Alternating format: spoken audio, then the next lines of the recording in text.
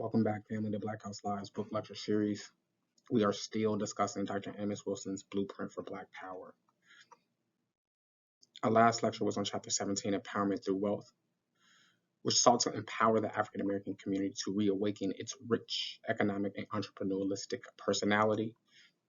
Wilson has, for the last few chapters, juxtaposed ethnic immigrant groups' relative economic success in America to the fact that the African American community has been excluded from the white economic market of America, as well as their own economic businesses and communities being repressed by white American and immigrant American business interests.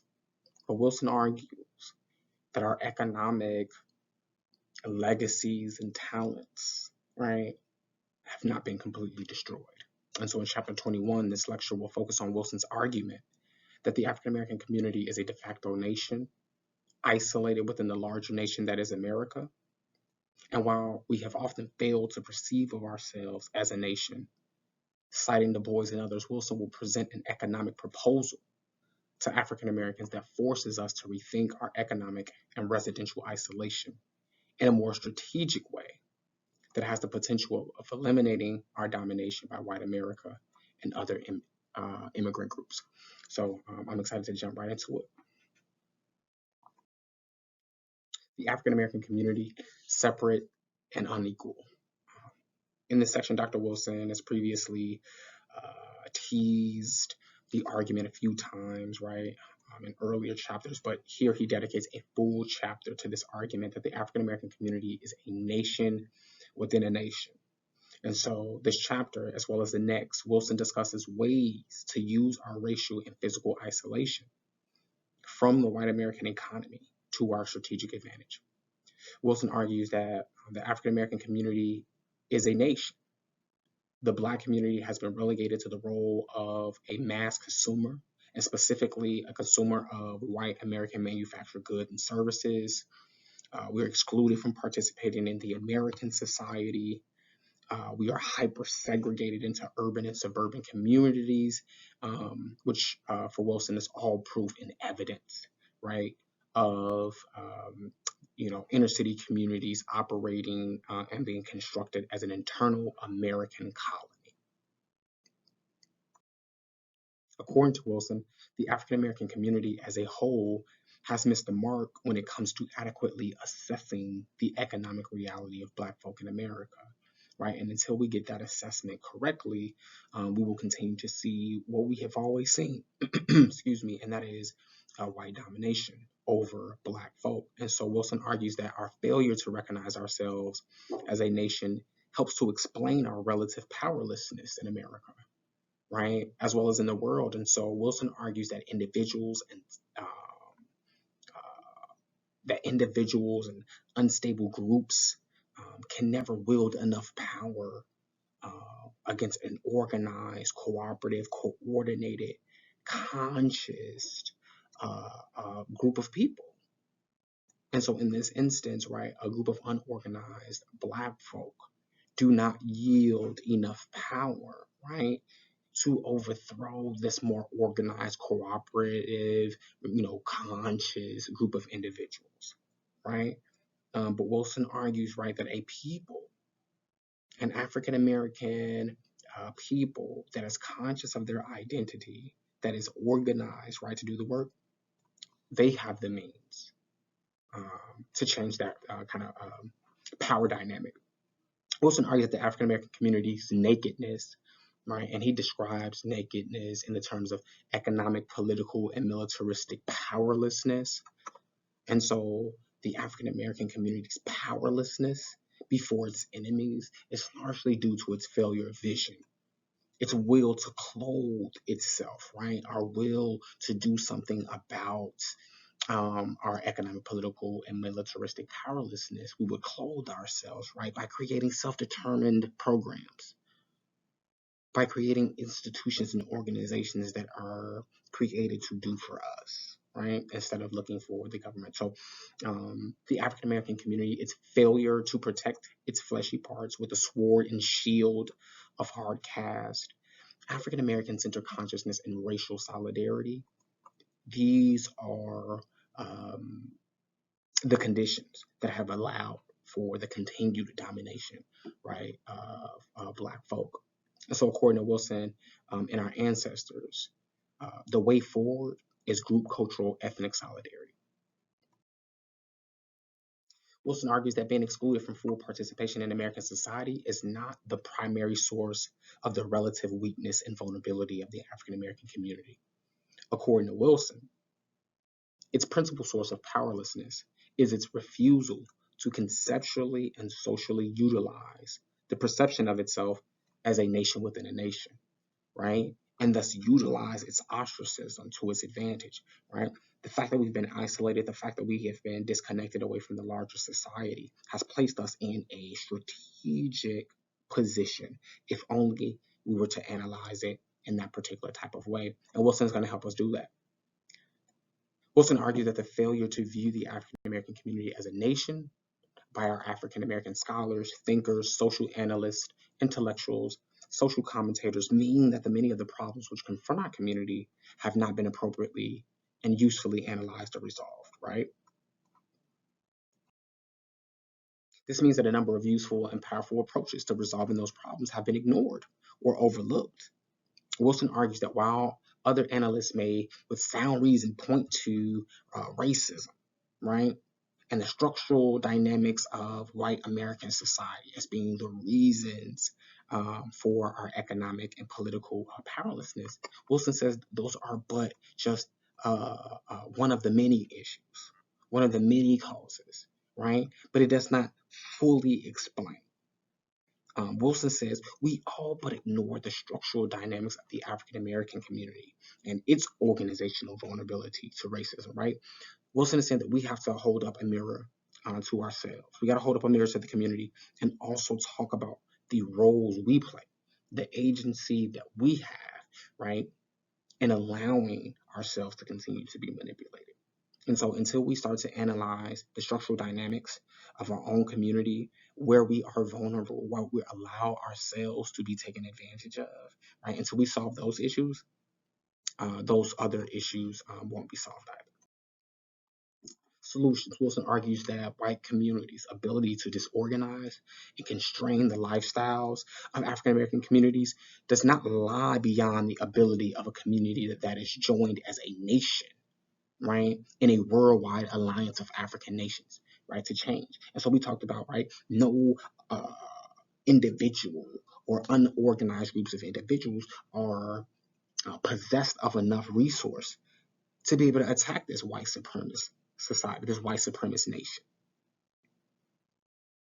Thus, it is going to take a organized community that is joined as a nation in a worldwide alliance with other African folk in order to overthrow this domination. And it can be done. It is the concept of nation or nationhood that is the missing link in attempts to understand the plight of the African American community as a whole. Today, this word has become dirty, right, in the Black conscious community, and work has to be done to wrestle this word away from folks who seek to destroy its legacy and purpose. But Wilson argues that the concept of nation or nationhood is the missing link in attempts to understand the plight of the African American community as a whole, right? When we're talking about solving the issues and the problems of our community, we're not just talking about solving poverty. That if we were just to do something about these poor folks, then we will change our reality. Wilson rejects the normative thinking and conventional thinking that by raising the standard of living, right, for poor folk, then, all is well in the Black community. Wilson argues that a significant amount of the problems that is faced in the African American community, a lot of it starts with the Black bourgeoisie, right? The Black intelligentsia, the Black middle class, the Black upper middle class, right? A lot of the issues lie there with the assimilationist ideologies that many of them hold, right? Wilson is going to talk about that further. The African American community as a de facto third world nation, according to Dr. Wilson, despite Black folk being excluded from competing in the larger white American economy, right, and the white repression of the Black economic prosperity in America, Wilson argues that there are still economic liberatory possibilities at our disposal, right, that can increase the economic and social well-being of our community and increase our social economic power as well. So despite repression, despite racism, there are still possibilities for Black folk today, right, to step into their economic dreams, to live the prosperous life that they want to have for themselves. It is still possible. We saw historically that even during slavery or during the most repressive environments, historically, that there were African American men and women running businesses, developing enterprises, developing their own towns and cities, right? So if we were doing it then, again, we can do it today. Wilson argues that this is only possible through the formulation and enactment of a nationwide, nationally administered and coordinated initiatives. Programs have to be created specifically for Black folk, and Black folk have to all move and behave in a coordinated way, right, for these programs to be successful. We have to understand that if the initiatives are going to be created, then we need folks to show up and take advantage of it. If the initiatives are going to be created for a particular type of reason, then the community has to be educated about what the initiatives are for, right? And so if we're not operating with that kind of coordinated effort, then we're kind of working in isolation with each other. And it seems like that explains why all systems are not speaking to each other in the ways we would like to see them.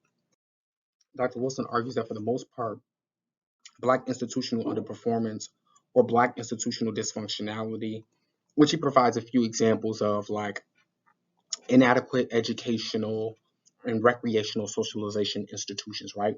We discussed how white clubs and white schools are all environments of socialization, right? For white kids. These are the group ideologies that would allow them to dominate and control Black folk, right? That would allow them to control society. And so black institutions have to be created with similar intention. And so Black institutional underperformance or Black institutional dysfunctionality are those Black institutions that do not and have not been created with the intention of socializing Black scholars in a particular way for particular purposes, right?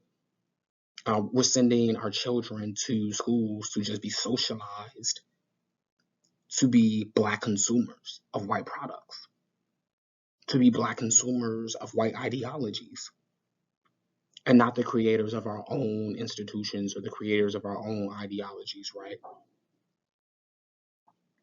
Other examples of Black institutional underperformance, right, or Black institutional dysfunctionality are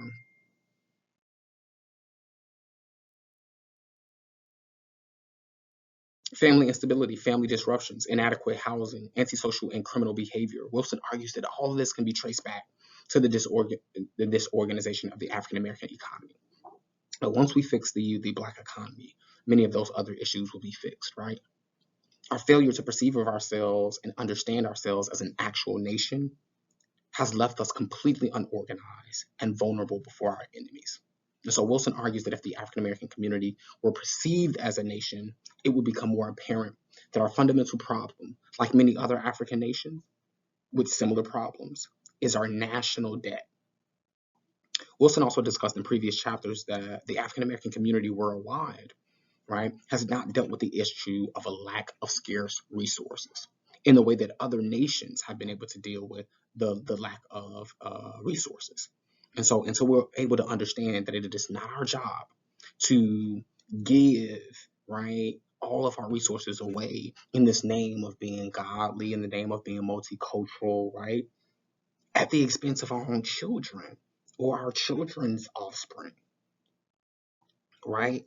Wilson argues that it is time for Black folk, African folk to start to be a little selfish, to start to do for self a little more, right? And stop being so communal at the expense of our own families.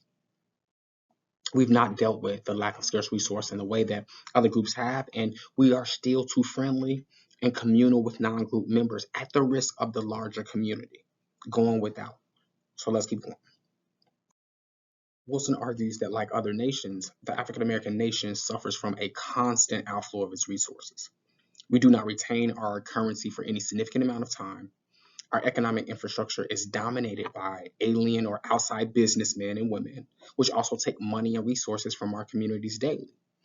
Right? Our community suffers from infrastructural problems like poor highways, streets, industrial facilities are in our neighborhoods, poor housing, lack of police protection, etc. So all of this hampers our economic growth, our economic potential, our economic attractiveness to other investors, according to Wilson. Wilson argues that many of these problems exhibited by the African American community, it reflects more of its inadequate economic organization, our lack of economic management as a nation. If we were able to think of ourselves as a nation, we will have appointed people. We would have put folks into place. We would daily and monthly and yearly consume ourselves with the questions of how are we providing for our basic needs, right? What are our future economic, political goals, right? And so, because we don't have folks put into these positions, and because we are not daily, monthly, yearly planning and prioritizing these types of questions, it leaves us vulnerable for outsiders to attack our communities, right? Manipulate our communities and exploit our communities, right? And so, again, according to Wilson, many of the problems exhibited by the African American community reflects more of its inadequate economic organization, its inadequate economic management as a nation, right, than any outright poverty or impoverishment of human resources. It's the accumulation of alleged individual or familial deficits and deficiencies, right? Wilson is saying that these are not necessarily the explanations and justifications, but more a lack of our disorganization as a community. Wilson points out that his difference, what separates him from other Black activists, mainly civil rights activists, right, was that civil rights activists were primarily focused on racial inequality, right, and not on economic solutions that could render many of the mechanisms that allow white supremacy to exist and thrive, would render them ineffective. Wilson goes on to point out that the African American economic market is completely accessible, i.e., open and free to other ethnic groups, while African American businesses are frozen out, not only of the markets of whites and other ethnic groups, but frozen out of their own communities, right? Moreover, the establishment of alien outside non-group businesses in the African American community has led to relatively little employment of African Americans in those establishments, right? These immigrants that set up shop in our communities, they don't employ our people, right? Alien outside non-group business persons along with their families do not reside in the African American community, right? So those non-Black businesses owners do not live in Black communities. Massive sums of money are therefore repatriated, taken out of the Black community daily without circulating within the community once before flowing out to economically benefit other communities. We don't spend our money in our own community, and the businesses that exist in our community, because they're not owned by Black folk, right? Once we spend our money with those businesses in our community, that money leaves our community. It doesn't stay in our community for any significant amount of time, right? Also, since alien outside non-group business persons and their families have not assimilated into the African American community, they make little monetary, cultural, social contributions to the development, functioning, and maintenance, right, of the social institutions within these Black communities, right? So these non-Black business owners, not only do they not live in the community, and not only do they not employ, right, Black brothers and sisters, but they do not invest in the community in any significant way. The advantage of an African American nation. According to Dr. Wilson, there are advantages the African American community could gain by perceiving of itself as a nation. right? Wilson argues that the creation and continuity of an African-centered and socio-economically unified community is one of those benefits. And so think about African people throughout the diaspora, right? Referring to themselves as African and having this African laser focus, this African-centered laser focus that whatever initiatives, right, whatever goods and services that are manufactured by African, we are supporting. I think of the phraseology, right, of I am supporting all things Black, right? I'm rooting for all Black people, right? It is that kind of thinking and ideology that is a benefit of us conceiving of ourselves as a nation, conceiving and perceiving ourselves. And so the development of a nationally unified and well-coordinated African-American controlled market, right? Um, Africans throughout the diaspora are trading and exchanging goods and services with one another. We're training and teaching and educating each other, right? The flow of information and partnerships throughout the diaspora, right? The increased employment of African Americans within the community, increased business ownership both within and outside of the community, right? The ability for us now to start to employ our own people and put ourselves in strategic positions throughout the diaspora is a benefit of us conceiving ourselves and perceiving ourselves as a nation. Other advantages of perceiving ourselves as a nation is the ability of the African American community to speak with one voice, right? We were talking about in previous chapters investing in African nations. And we were talking about, the creation of mutual funds and trade centers, right? Creating new trade languages and categories of business for African nations, right? This idea of us thinking of ourselves as a nation allows us to speak with one voice through these particular mechanisms and instruments, right? Another benefit of perceiving ourselves as an African nation is the political empowerment of the community, resulting from its economic empowerment, the use of its increased power to influence U.S. foreign and economic policy. So we saw with other immigrant groups how they were able to create institutions, right, that were then able to supply money and funds to support their own political candidates. Or they were able to organize themselves in these political blocks where they were able to make demands on particular politicians, right, running for particular political offices.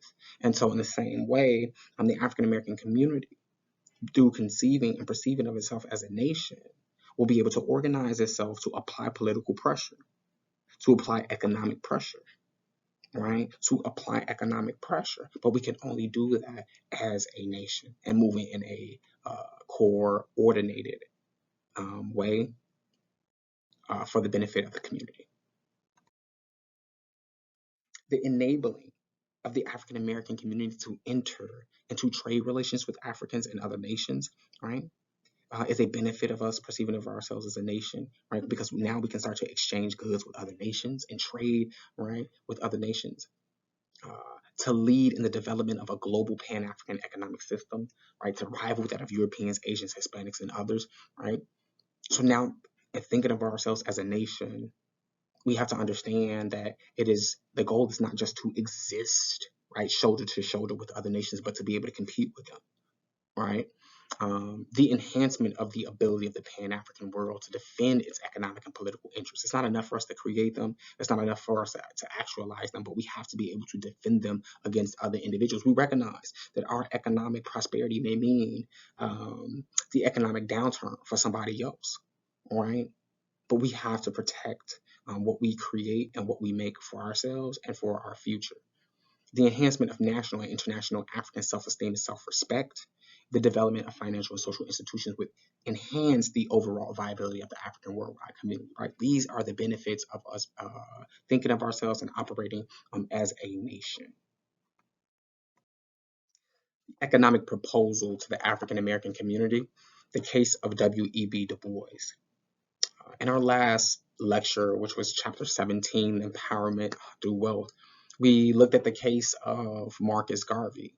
And one of the beautiful things that I love about the blueprint for Black Power is Amos Wilson's ability to be able to interweave and connect um, this African American thought and theory. A lot of other individuals try to separate, right, and keep these ideologies in contention with one another. And so here we see a blending, right, of Booker T. Washington, of Marcus Garvey, and of W.E.B. Du Bois. And I just love that Dr. Wilson did it, and he did it intentionally, right? And so here in chapter 21, the case of W.E.B. Du Bois, using W.E.B. Du Bois's book, Dusk of Dawn, an essay toward an autobiography of race concept, chapter 7, titled The Color World Within, Wilson argues that Du Bois speaks about the development of an African American economic system. According to Wilson, Du Bois accepted the reality of the exclusion of blacks from what we would now refer to as the American mainstream. Du Bois understood it. He saw it even then, right? And theorized around what black folks should do given that they were excluded from the American mainstream. Du Bois, acknowledged that in the first place, we have already got a partially segregated Negro economy in the United States. There can be no question about this. End quote.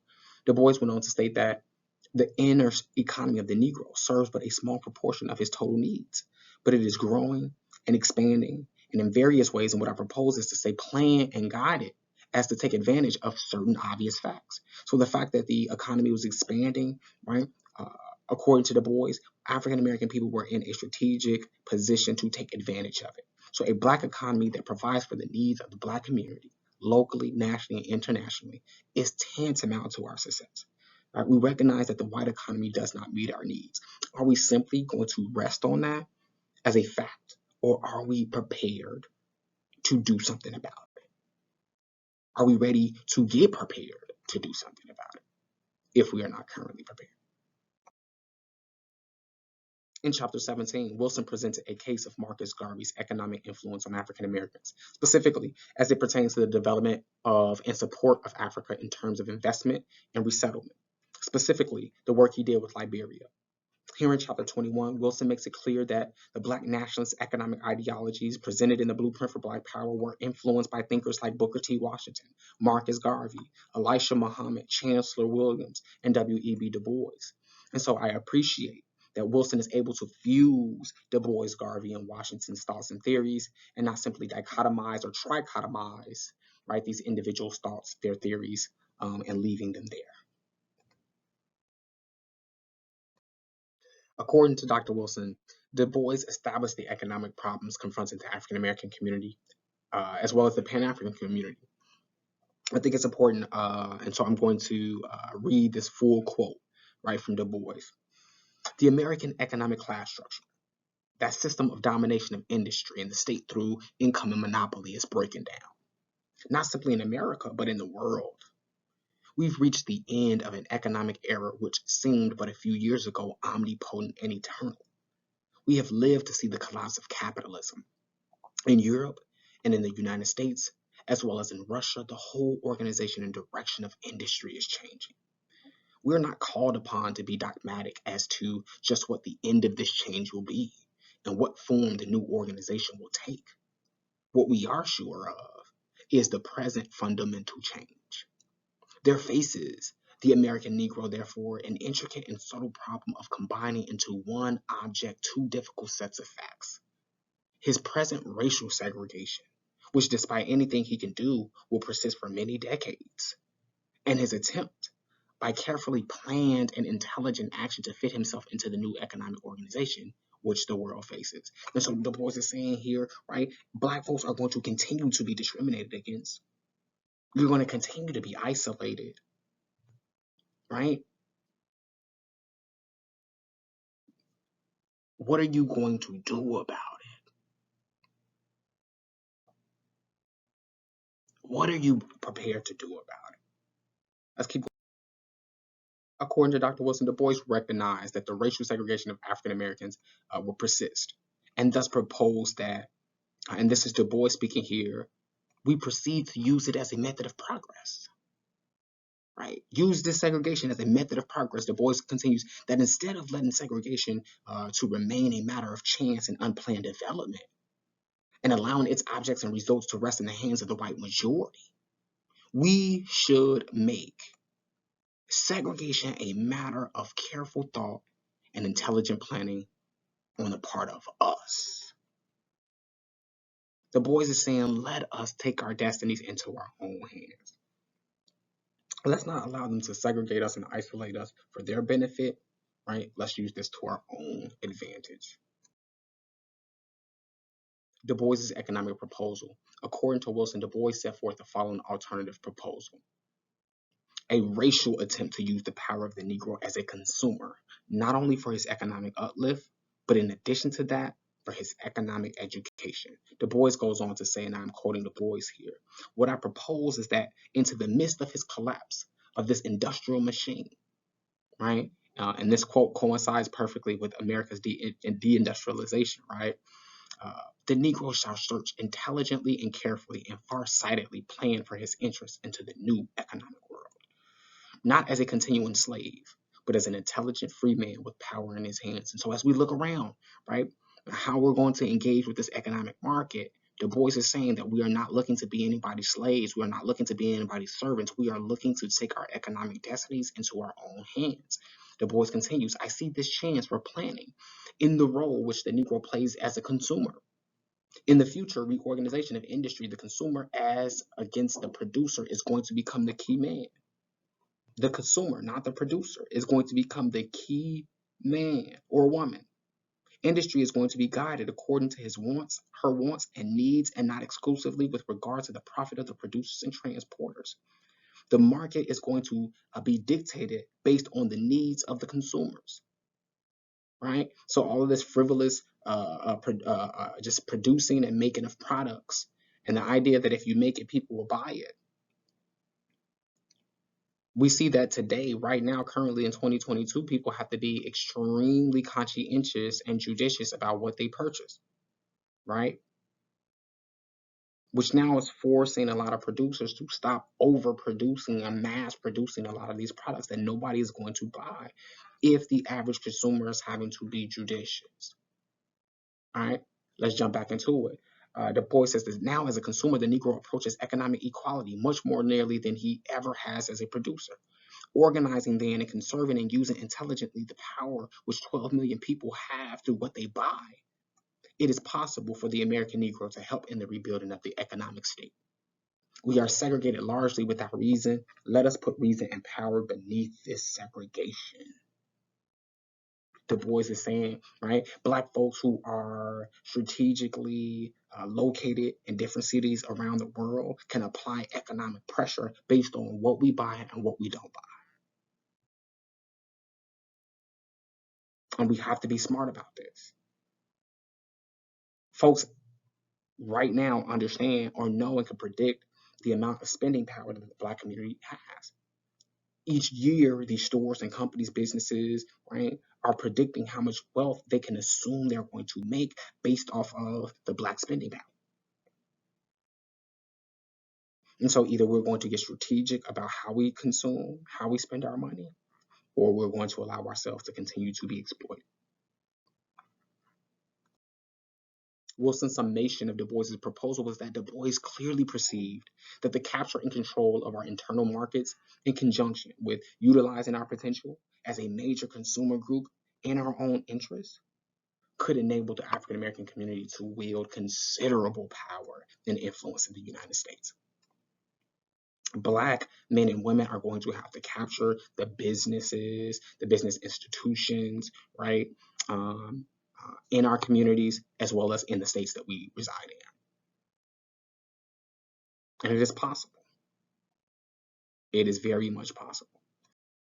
Wilson's point of departure, though, where does Dr. Amos Wilson's economic plan and model differ from Du Bois's? Wilson states that our proposal for African American economic development are a bit more comprehensive than those of Du Bois, right? In that not only do we propose that the African American community gain control of its internal markets, but combine this control with the judicious use of its consumer power to markedly influence the American government and society, right? So we are going to, again, strategically use our consumer power in very specific ways so as to influence the American political and economic society in which we live in. We further propose that these powerful instruments be used as a means by which the African American community can deeply penetrate the larger white American economic markets. We are trying to take over ownership and control of the major institutions and businesses in our communities. By using the wealth, the know-how, expertise, leverage developed by its own ownership of its community resources and leverage represented by its consumer dollars, we could massively invest in and by this means come to own very significant portions or segments of the overall American economy. We're going to look at in other chapters, and in the next chapters, we're going to look at the American demographic numbers. We're going to look at where African American people are situated at in the United States. One chapter that I won't focus on, but Wilson breaks down the number of Black churches across the United States, the size of those congregations, and the ability of the leadership within those churches to influence the political and economic behaviors of those congregations. And if we were able to use these strategic demographic locations, right, these strategic demographic populations to our economic advantage, we could change our current realities. By coming to own substantial portions of America's means of production, Africans and Americans may come to own very substantial portions of American power as exercised domestically and abroad. In summary, according to Wilson, we must think and act globally. The African American community must engage fully and competitively in the international trade, in the export of products and services, as well as in the import, in the ownership of services and production facilities abroad, and above all, must function as a central part of a global Pan-African economic system. Brothers and sisters, in order for us to end global white domination, right, we have to develop global African alliances. It's the only key. Ladies and gentlemen, I thank you for your time, your attention, right? In chapter 21, A Nation Within a Nation, where Wilson here, through the use of W.E.B. Du Bois, presents an economic proposal to African American people to start to think of ourselves as a nation and to use our economic and residential isolation to our advantage. Our next lecture, which will be on chapter 22, where we will look at the demographics, right, of an African nation. We will look at where African American people are strategically, where we are isolated currently within the United States, right, and how we can strategically use that isolation to our advantage. Peace, family.